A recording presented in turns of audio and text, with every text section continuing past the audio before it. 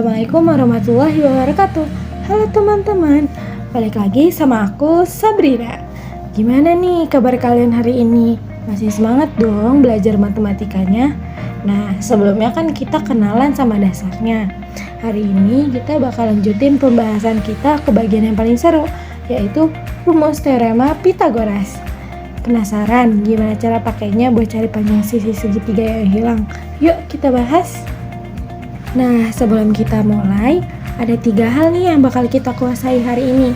Yang pertama, kita bakal belajar cara menulis rumus Pythagoras yang benar. Yang kedua, memahami hubungan antar sisi di segitiga siku-siku. Dan yang ketiga, menentukan panjang sisi yang belum diketahui menggunakan rumus. Tapi sebelum masuk ke materinya, aku mau nanya dulu sama kalian. Pernah gak sih teman-teman berada di dekat sebuah gedung pencakar langit, lalu di atas gedung terlihat seseorang yang sedang menikmati pemandangan dari ketinggian tersebut? Kira-kira berapa ya jarak kita dengan orang di atas gedung tersebut? Teman-teman ada yang tahu nggak cara menentukannya? Mungkin menggunakan meteran adalah cara yang terlintas di pikiran sebagian kita, tapi gedung tersebut sangat tinggi sehingga jaraknya sangat jauh. Apakah mengukur menggunakan meteran efektif kita gunakan pada kondisi ini? Tentu tidak. Jadi teman-teman, untuk mengetahui jarak kita dengan orang di atas gedung bisa menggunakan teori yang dikemukakan oleh seorang ilmuwan matematika yang bernama Pythagoras. Baik, sebelum kita lanjut, kita ingat kembali sedikit tentang teorema Pythagoras yang sudah kita bahas sebelumnya. Teorema Pythagoras menjelaskan hubungan antara ketiga sisi pada segitiga siku-siku. Artinya, jika kita belum mengetahui salah satu sisinya pada segitiga siku-siku, kita bisa menggunakan teorema ini untuk mencarinya. Namun, teorema ini hanya berlaku untuk segitiga siku-siku. Jadi, teorema Pythagoras tidak dapat digunakan untuk menentukan panjang pada segitiga lain yang tidak memiliki sudut 90 derajat. Oleh karena itu, sebelum menggunakan teorema ini, kita harus memastikan terlebih dahulu bahwa segitiga tersebut adalah segitiga siku-siku. Nah, sekarang kita masuk ke rumus teorema Pythagoras. Jika dinyatakan dalam suatu rumus, maka bentuknya seperti berikut ini. C kuadrat sama dengan A kuadrat ditambah B kuadrat. Dengan C adalah sisi miring segitiga, sedangkan A dan B adalah sisi segitiga lainnya. Pada segitiga, penamaan sisinya dapat dilakukan dengan memperhatikan sudut di depan sisi tersebut.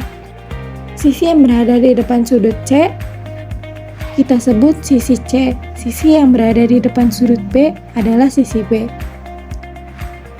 Dan sisi yang berada di depan sudut A adalah sisi A. Bisa dimengerti ya teman-teman? Nah, kita lanjut ke rumus yang berikutnya.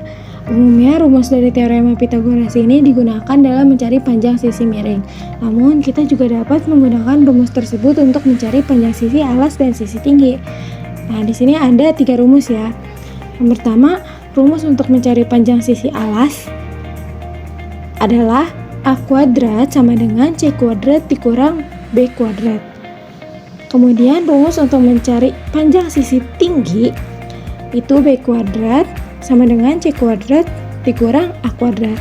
Nah, kemudian untuk mencari panjang sisi miring itu C kuadrat sama dengan A kuadrat ditambah B kuadrat. Jika kita simpulkan, maka berikut rumus Pythagoras yang dihasilkan. A sama dengan akar dari C kuadrat ditambah B kuadrat. Kemudian B sama dengan akar dari C kuadrat ditambah A kuadrat. Kemudian yang terakhir C sama dengan akar dari A kuadrat ditambah B kuadrat. Nah, sekarang kita masuk ke contoh soal. Diketahui A sama dengan 3 cm dan B sama dengan 4 cm.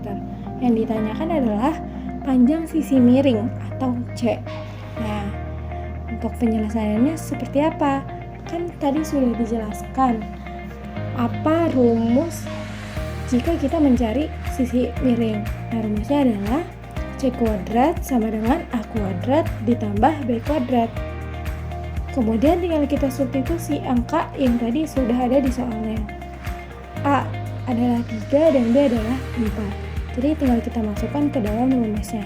3 kuadrat ditambah 4 kuadrat. Nah, 3 pangkat 2 adalah 9 dan 4 pangkat 2 adalah 16. Jadi kita ubah 9 tambah 16. Kemudian C kuadrat sama dengan 25. 25 dari mana? 9 ditambah 16. Itu kan kita sudah mendapatkan 25. Jika kita ubah jadi C sama dengan akar dari 25 adalah 5. Jadi hasilnya adalah 5 cm. Kemudian di sini juga ada hubungan antar sisi segitiga siku-siku. Pada segitiga siku-siku terdapat hubungan antara ketiga sisinya. Kemudian kuadrat sisi miring sama dengan jumlah kuadrat kedua sisinya. Kemudian hubungan ini dinyatakan dengan rumus C kuadrat sama dengan A kuadrat ditambah B kuadrat.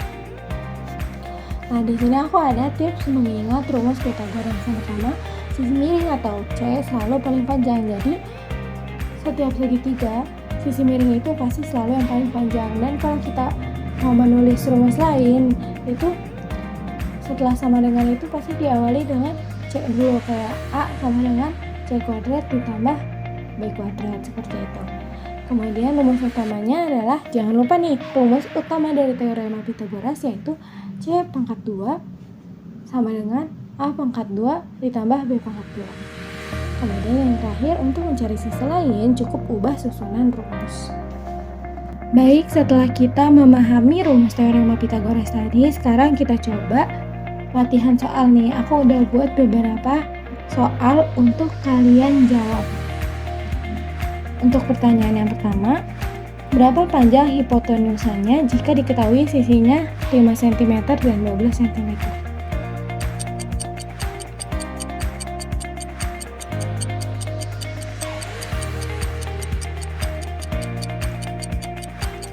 Nah, betul sekali, jawabannya yaitu C sama dengan 13. Kenapa 13? Karena ini kan yang dicari adalah sisi miringnya. Jadi rumusnya adalah C kuadrat sama dengan A kuadrat ditambah B kuadrat. Tinggal kita substitusi. Kemudian dapat deh kita hasilnya. Baik, kita lanjut ke soal yang berikutnya ya. A sama dengan 6 cm dan B sama dengan 8 cm. Tentukan panjang sisi miringnya. Nih, sama nih. Yang ditanyakan adalah sisi miringnya. Berarti berapa nih jawabannya menurut kalian?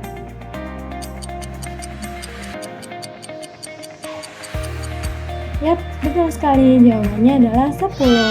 Ini sama ya, sama dengan soal yang sebelumnya aku kasih. Sama-sama mencari sisi miringnya. Jadi rumusnya masih sama dengan sebelumnya.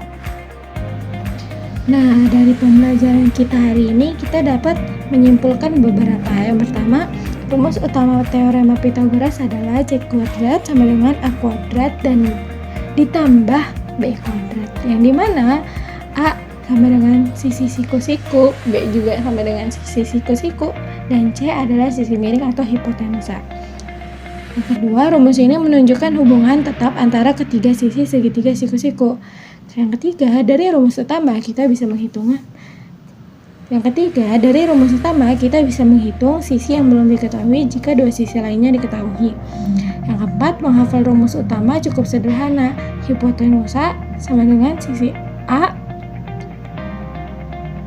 hipotenusa kuadrat sama dengan sisi A kuadrat ditambah sisi B kuadrat. Ini sama saja ya dengan rumus utama teorema Pythagoras. Dan yang terakhir, dengan memahami rumus ini kita bisa menyelesaikan soal segitiga siku-siku dengan cepat dan akurat. Baik teman-teman, itu tadi pembahasan kita tentang rumus teorema Pythagoras. Semoga materi yang sudah dijelaskan bisa membantu kalian dalam memahami cara menentukan panjang sisi pada segitiga siku-siku ya. Jangan lupa untuk terus berlatih soal agar semakin paham. Terima kasih atas perhatiannya dan sampai jumpa di pembahasan berikutnya. Assalamualaikum warahmatullahi wabarakatuh.